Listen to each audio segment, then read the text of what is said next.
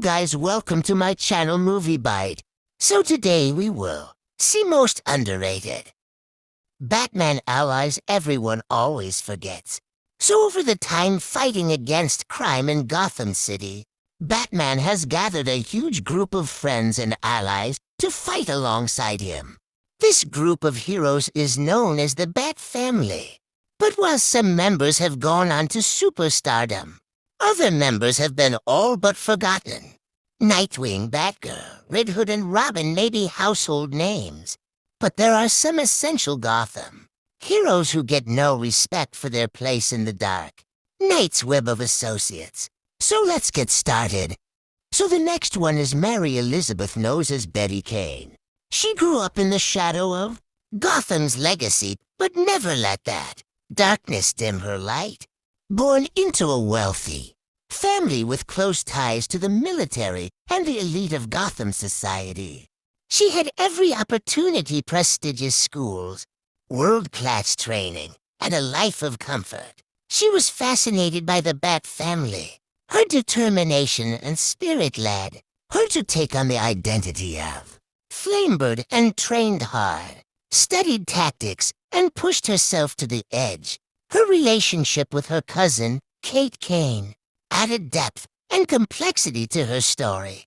In a world of shadows, Betty never stopped chasing the light. So the next one is David Zavam, known as Batwing. He was born in the war-torn streets of Tinashe, a fictional city in the Democratic Republic of Congo, where survival often came at the cost of innocence. As a child, David was forced into a brutal existence as a child soldier. Alongside his brother Isaac, he was trained to kill before he was old enough to understand what death truly meant. He escaped the militia and chose a new path, one of justice instead of vengeance. David Zavam wasn't born a hero. He earned that title through pain, courage, and the refusal to let his past define his future. So the other one is Onyx Adam. Her story doesn't begin with fame or fortune. It begins in shadows, where choices matter more than power, and survival depends on more than strength. She was once a member of the League of Assassins, the deadly organization trained by Ra's al Ghul. There, she was taught to kill, to move unseen, to strike without mercy. She left the gang, found her way to a secluded monastery, a place of peace and reflection, whether breaking up gang wars, protecting the innocent in Gotham's most dangerous neighborhoods. She doesn't wear a mask or carry a symbol. She stands for redemption over revenge and strength without cruelty. So the other Harold O'Nut, knows as Mr. Fix-It. Harold O'Nut used to be a henchman for Penguin, building him all manner of deadly machines. But after the Penguin betrayed him, he is one of the quietest but most brilliant minds in Gotham's history. Harold is the man behind the tech, the forgotten genius who built the gadgets that helped Batman survive night after night. He came to work for Batman, was an unbelievably skilled mechanic, and was in charge of fixing up the Batmobile, or any of Batman's gadgets that needed it. But Harold's story turned tragic. He was manipulated by the villain, Hush Thomas Elliot, who convinced Harold to implant devices in Batman's equipment, betraying the man who had saved him, as he was promised a cure for his physical condition. It was a lie, and when Harold realized the truth, he tried to make things right. In the end, he paid for it with his life shot and killed by Hush, before he could fully explain himself. So the next one is Jason Bird.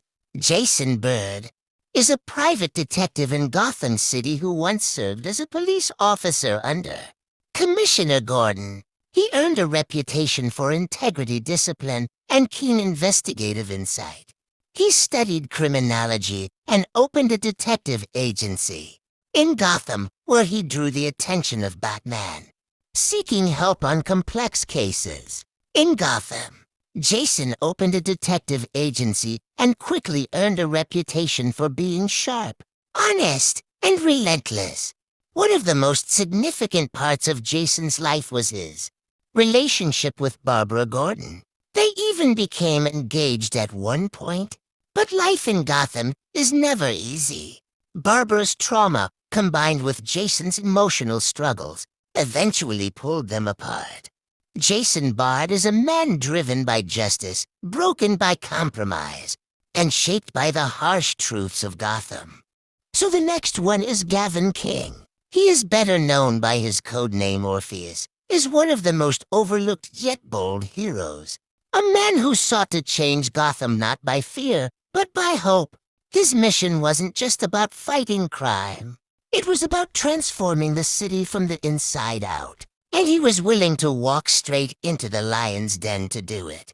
Gavin was a talented and disciplined performer, skilled in martial arts and trained in dance and music.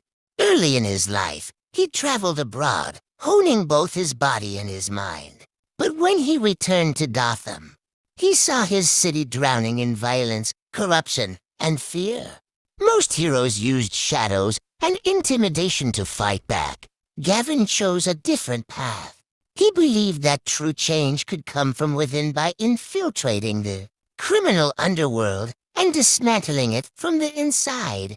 But before that could happen, Orpheus was found and murdered by Black Mask, one of Gotham's most sadistic villains. Despite his short time as a hero, Orpheus's legacy is powerful.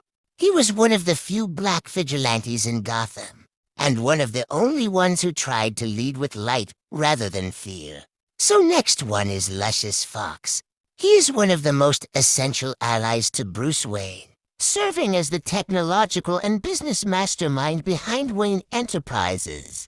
He is a brilliant inventor, engineer, and executive who helps manage Bruce's empire while secretly supporting the Batman mission.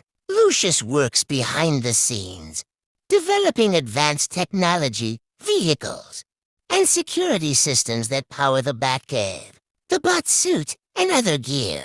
He's one of the few people Bruce trusts with both his fortune and his identity. Lucius is calm, highly principled, and deeply intelligent, a man who believes in using innovation to improve lives. Over the time, his child is showing how his legacy of service and strength extended the business into the streets of Gotham. So this our final person, Leslie Tompkins. She is one of the most compassionate and morally grounded figures in Gotham City, a woman without a mask, without a costume, and without a weapon. She is a skilled physician, once a colleague and close friend of Thomas Wayne, Bruce Wayne's father. After Thomas and Martha Wayne were murdered, Leslie remained a constant presence in Bruce's life, becoming something of a surrogate mother figure. While Alfred raised Bruce in the manor, Leslie offered emotional support, mentorship, and medical care towards Batman. Over the years, Leslie has patched up countless members of the Bat family, often without judgment, always with care. But she's not afraid to stand up to them. She has walked away when Bruce crossed moral lines, and she has risked her life. She is not a crime fighter. She doesn't wear armor. She represents what Gotham could be if it chose healing over vengeance, compassion over fear. So guys, thanks for watching. I hope you all liked the video. If any suggestions to improve the video, please tell. And subscribe my channel. See you in next video.